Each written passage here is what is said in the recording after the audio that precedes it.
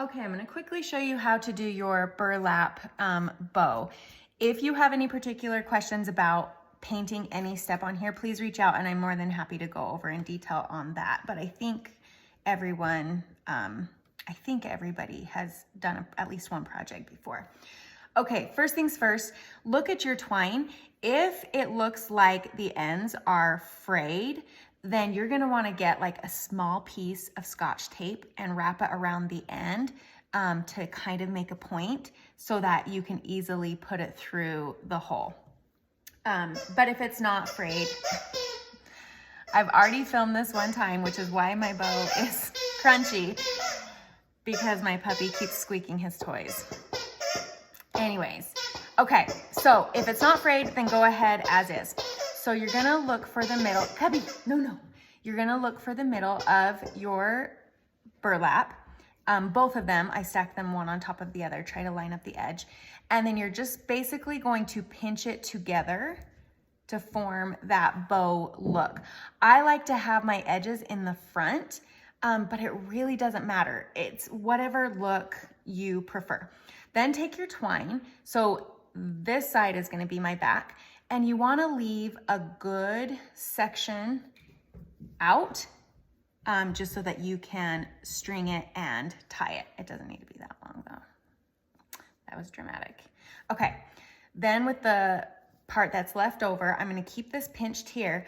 I'm going to tightly just wrap it around. No specific amount of times, just until I have like about an equal portion left. So then I'm going to move my sign over here. And then these two holes right here, sorry, I'm looking to make sure it's still on the camera, are what you're going to thread your bow through. Now, if it's easier to kind of tie this in a knot, just so it doesn't come undone, go ahead and do that. But I just do it all together at the end. So I'm just going to thread. I might have to push pause and come off camera because it's hard to do when it's sitting on the table. I'm going to thread the top through the top hole and the bottom through the bottom hole. I'm gonna go ahead and press pause because I need to stand this up in order to do that. And then I'll show you what it looks like in the back. Okay, so you're gonna wanna be careful with these greenery pieces that are that are kind of like overlapping, because they will be more fragile. So just an FYI on that. Okay, so here is the back. Am I still on camera? Yes. Here's the back. And now I'm just going to tie it into a tight knot. And that is it. Then you can kind of trim this if it seems like they're going to peek over the edges. Definitely leave some so that it doesn't just come unraveled. But so that is what that will look like. And then if you want to make the bow look, you can leave it like this. If you like the straight edge, you can maybe cut a little bit off the front just so that you can see the double layers peeking through. Or if you want it like the one I pictured and like I had shown, I just kind of did a little triangle on the back one. So the first one, I kind of eyeball where the middle is, and then I just did a diagonal cut to the middle, and then take this corner and meet at that middle. Then I keep, oh, sorry, am I even on camera? My phone is facing down, so it's hard to see. Then I keep this as a template, and I kind of leave it right there so I know about how far to go down, if that makes sense. They don't have to be perfectly matching.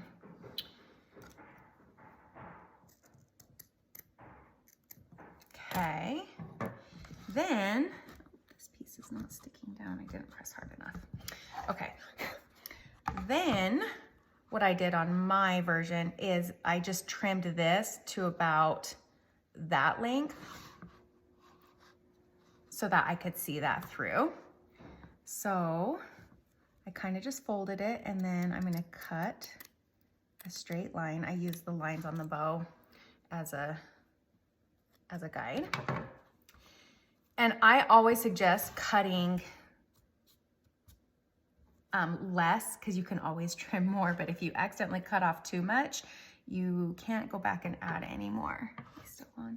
And then I use this as a template. And same thing, I kind of scooch it over a little bit because I don't want this to be too short. And so then when I look, this one obviously can be cut slightly more. I use the lines on the burlap to kind of guide me. So I'm just gonna go one more line to try to even that up a little bit more. I say this every single month that I need better scissors, and guess what? I bought some and then my kids took them.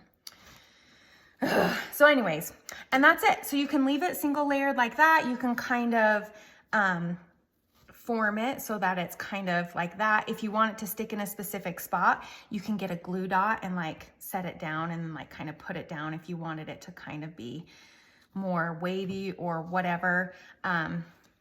But that's it. And then you use the thicker twine to string through these holes, just knot them through so that you can hang it up. Let me know if you have any questions.